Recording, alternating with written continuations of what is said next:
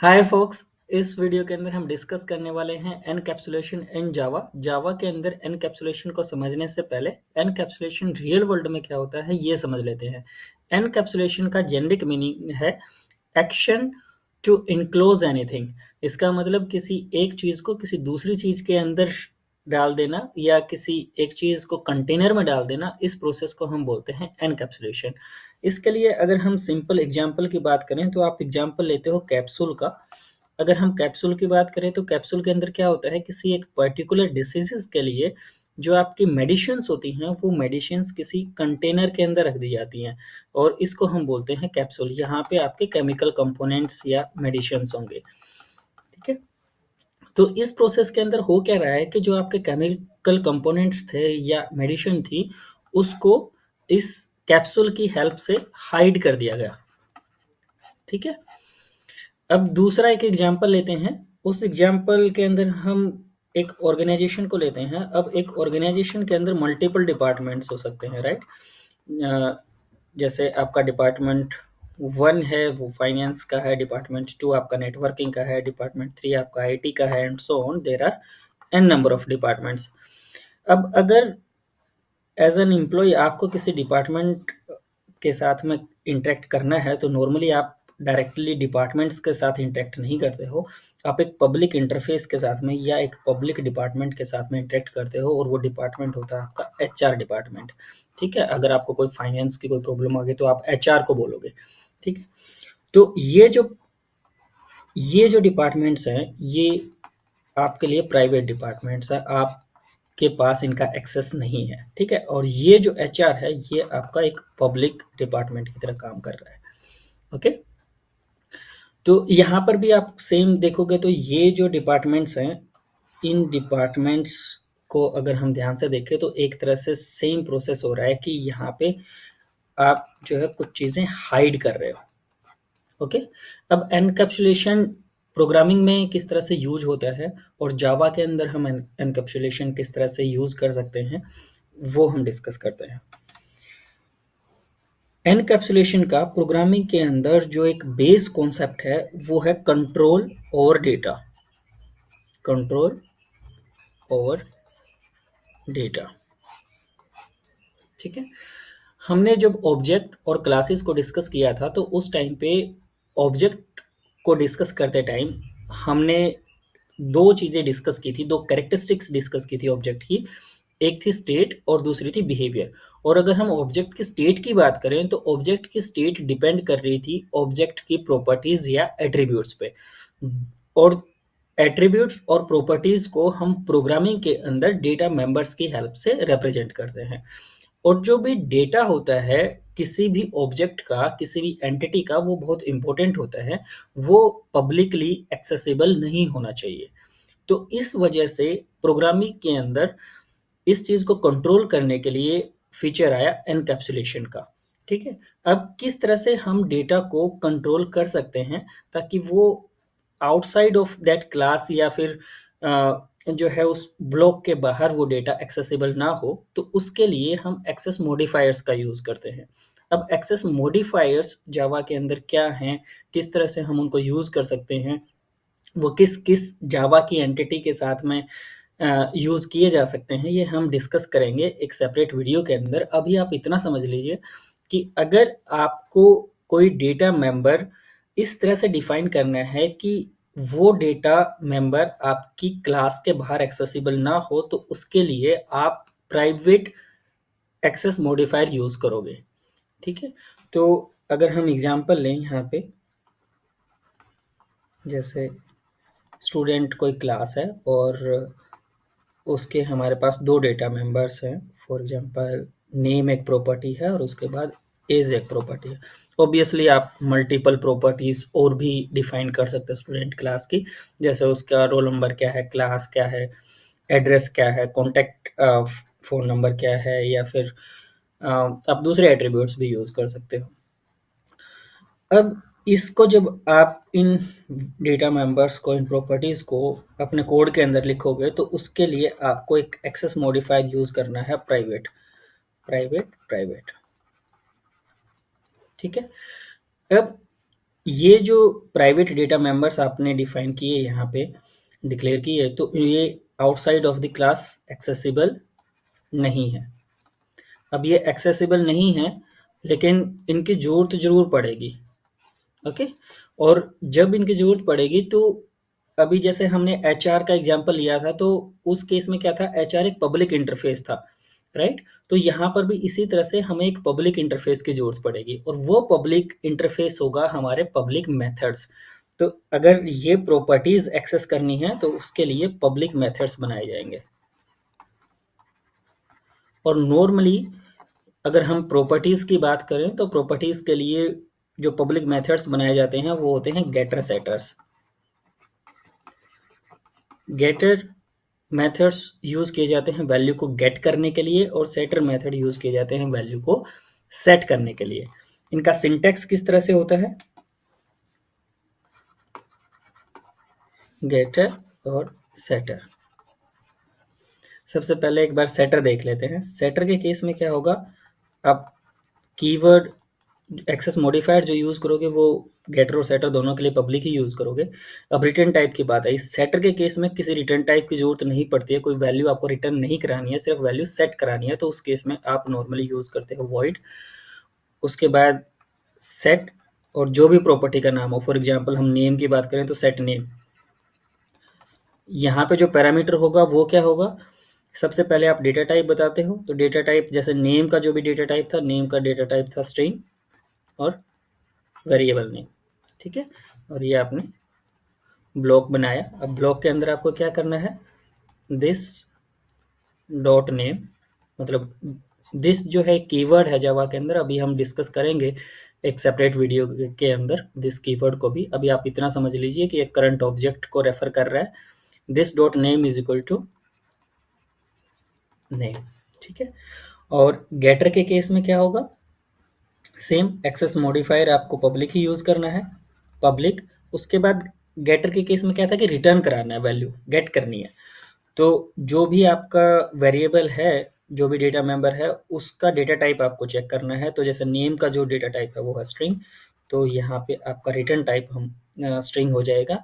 फिर आपको गेट लिखना है और जो भी आपके वेरिएबल का नाम है वो लिखा, पैरेंथेसिस। यहाँ पे कोई पैरामीटर आपको पास नहीं करना, और यहाँ पे आपकी नॉर्मली एक स्टेटमेंट होती है, रिटर्न दिस डॉट जो भी प्रॉपर्टी का नाम है, दिस डॉट नेम। ओके, इस तरह से आपको कोड को और जो डेटा है उसको बाइंड करना है एक क्लास के अंदर। ओके, एनकैप्सुलेशन के केस के अंदर। अब एनकैप्सुलेशन आपने कैसे अचीव किया है, कोई आपसे ये पूछे कि एनकैप्सुलेशन आपने कैसे अचीव किया, तो एनकैप्सुलेशन आपने क्लास की हेल्प से और एक्सेस मॉडिफायर्स की हेल्प से अचीव किया है।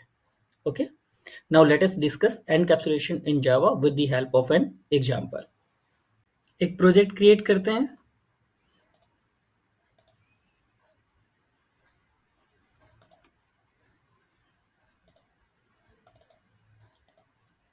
प्रोजेक्ट का नाम दे देते हैं एनकैप्सुलेशन टेस्ट।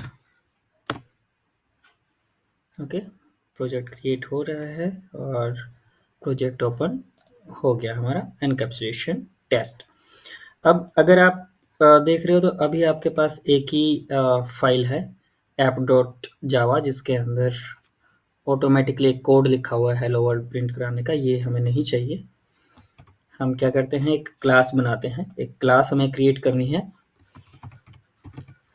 स्टूडेंट डॉट जावा। स्टूडेंट एक क्लास हमें क्रिएट की। अब स्टूडेंट क्लास के अंदर हमें क्या बनाने हैं, डेटा मेंबर्स, जो भी प्रॉपर्टीज़ होंगी उसकी। अभी हमने दो ही प्रॉपर्टी डिस्कस की थी, वही हम यहाँ पे एग्जांपल में यूज़ कर लेते हैं, प्राइवेट स्ट्रिंग नेम, और दूसरी प्रॉपर्टी ले लेते हैं प्राइवेट इंट एज। अब इनको एक्सेस करने के लिए, क्योंकि ये प्राइवेट डेटा मेंबर्स हमने यहाँ पे बनाए हैं, तो इसका मतलब स्टूडेंट क्लास से बाहर इनको एक्सेस नहीं किया जा सकता। इनको एक्सेस करने के लिए क्या चाहिए, इनको एक्सेस करने के लिए चाहिए आपके पब्लिक इंटरफेस, जो कि आपके पब्लिक मेथड्स की हेल्प से आप बनाओगे। और पब्लिक मेथड्स जो भी आप प्रॉपर्टीज़ के लिए बनाते हो तो नॉर्मली क्या होते हैं वो गेटर एंड सेटर्स। तो गेटर एंड सेटर मेथड्स ये हम बना रहे हैं। तो सबसे पहले हम नेम का बना लेते हैं पब्लिक। उसके बाद आपका रिटर्न टाइप क्या रहेगा, वॉइड, क्योंकि आपको कोई कुछ चीज़ें रिटर्न नहीं करानी है। सेट के केस के अंदर सेट नेम, इसके अंदर एक आर्गुमेंट चाहिए आपको। नेम का जो रिटर्न टाइप डेटा टाइप है वो है स्ट्रिंग, तो यहाँ पे हम स्ट्रिंग यूज़ करेंगे, स्ट्रिंग नेम, और फिर हम वैल्यू असाइन करा देंगे, this dot name is equal to name. उसके बाद हम गेट मेथड बनाते हैं नेम के लिए पब्लिक। अब रिटर्न टाइप क्या होगा इसका, जो भी रिटर्न टाइप, जो भी आपकी डेटा टाइप है इस पर्टिकुलर डेटा मेंबर की। तो अभी नेम के केस में स्ट्रिंग है तो पब्लिक स्ट्रिंग, उसके बाद गेट एंड नेम, और यहाँ आपकी कोई पैरामीटर आपको कोई पास नहीं करना है, और एक ही स्टेटमेंट रहेगी जो कि रिटर्न स्टेटमेंट होगी, और यहाँ पे आपको उस पर्टिकुलर फील्ड की वैल्यू को रिटर्न कराना है, दिस डॉट नेम। ठीक है, इसी तरह से हम गेटर और सेटर मेथड्स बनाते हैं एज के लिए भी। सेट एज, और यहाँ आपका जो डेटा टाइप है वो है इंट एज, और यहाँ हम नेम को रिप्लेस कर देते हैं एज के साथ में, और फिर गेट होगा गेट एज। लेकिन अब आपको ध्यान रखना है कि स्ट्रिंग के बजाय आपका रिटर्न टाइप क्या होगा, इंट दिस डॉट एज। अब हम क्या करते हैं कि जो स्टूडेंट क्लास के डेटा मेंबर्स हमने लिए हैं, पहले हम स्टूडेंट क्लास का ऑब्जेक्ट बनाएंगे, फिर इन डेटा मेंबर्स की वैल्यू को सेट करेंगे, और फिर जो है इन वैल्यूज़ को गेट करके देखेंगे। ठीक है, तो हम मेन क्लास में चलते हैं, और यहाँ मेन क्लास के अंदर हम ऑब्जेक्ट बनाते हैं स्टूडेंट क्लास का। स्टूडेंट, यहाँ पे ऑब्जेक्ट बनाया student1 is equal to new, और फिर आपको क्या लेना है, कंस्ट्रक्टर। अब आपको क्या करना है, student1 वेरिएबल लिया, उसके बाद सेट मेथड कॉल किया। सेट, पहले नेम सेट कराया, नेम आपका स्ट्रिंग है तो स्ट्रिंग के अंदर हमने डाल दिया जे, और फिर आपने क्या किया कि student1 के अंदर डॉट सेट एज, और एज में आपने सेट करा दिया 35।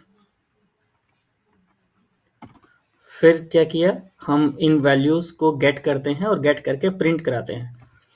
तो हमने लिखा system dot out dot println, और यहाँ पे हम क्या करते हैं, student1 डॉट गेट नेम, और फिर जो है हम एज को गेट करके प्रिंट करा देते हैं। ओके, सेव किया। अगर आप इस प्रोग्राम के फ्लो को देखो तो सबसे पहले स्टूडेंट का एक ऑब्जेक्ट बनेगा, उस ऑब्जेक्ट के अंदर दो प्रॉपर्टीज़ हैं, तो वो प्रॉपर्टीज़ हमने सेट करा दी जे और 35 की वैल्यूज़ के साथ में। उसके बाद हमने क्या किया कि नेम को और एज को, उन प्रॉपर्टीज़ की वैल्यूज़ को गेट किया उस पर्टिकुलर ऑब्जेक्ट के लिए, और फिर उनको प्रिंट कराया। तो इसका मतलब जो आपका आउटपुट आना चाहिए वो आना चाहिए जे और 35, क्योंकि आप पहले नेम गेट करके प्रिंट करा रहे हो और फिर एज। ओके, अब इसको एग्जीक्यूट करते हैं। ओके, अगर आप आउटपुट देख रहे हो तो आपके पास क्या आई, जे और 35, क्योंकि यही वैल्यूज आपने सेट कराई थी। अब अगर आप कोई दूसरा ऑब्जेक्ट इस पर्टिकुलर क्लास का क्रिएट करो, स्टूडेंट क्लास का, और उसके अंदर कोई भी वैल्यू जो है आप सेट नहीं कराते हो, तो क्या होगा। हमने डिस्कस किया था कि अगर आप किसी वेरिएबल के साथ में वैल्यू असाइन नहीं करते हो, तो जो भी डेटा टाइप होगा उस डेटा मेंबर के लिए, उस वेरिएबल के लिए, उसकी डिफ़ॉल्ट वैल्यू असाइन हो जाएगी। तो इसका मतलब अगर हम यहाँ पे एक और ऑब्जेक्ट क्रिएट करें, जैसे हमने student2 ऑब्जेक्ट जो है वो क्रिएट किया, और उसकी जो नेम और एज की वैल्यू सेट नहीं कराई, और उसके बाद हम डायरेक्टली इसको अगर प्रिंट कराने लगे तो नेम जो है वो स्ट्रिंग है, तो इसका मतलब जो वैल्यू होनी चाहिए स्टूडेंट 2 के लिए, जो नेम की वैल्यू होनी चाहिए वो होनी चाहिए नल, और जो एज की वैल्यू होनी चाहिए वो होनी चाहिए 0, क्योंकि एज जो है वो इंटीजर टाइप का है और इंटीजर की डिफ़ॉल्ट वैल्यू है 0। तो हम सेव करते हैं और फिर से एग्जीक्यूट कराते हैं प्रोग्राम को। ओके, तो आप देख रहे हो कि जो दूसरा ऑब्जेक्ट है उस ऑब्जेक्ट के लिए नेम की वैल्यू आपके पास नल है और जो एज की वैल्यू है वो है आपके पास 0। Okay, that's it for this video. Thanks for watching.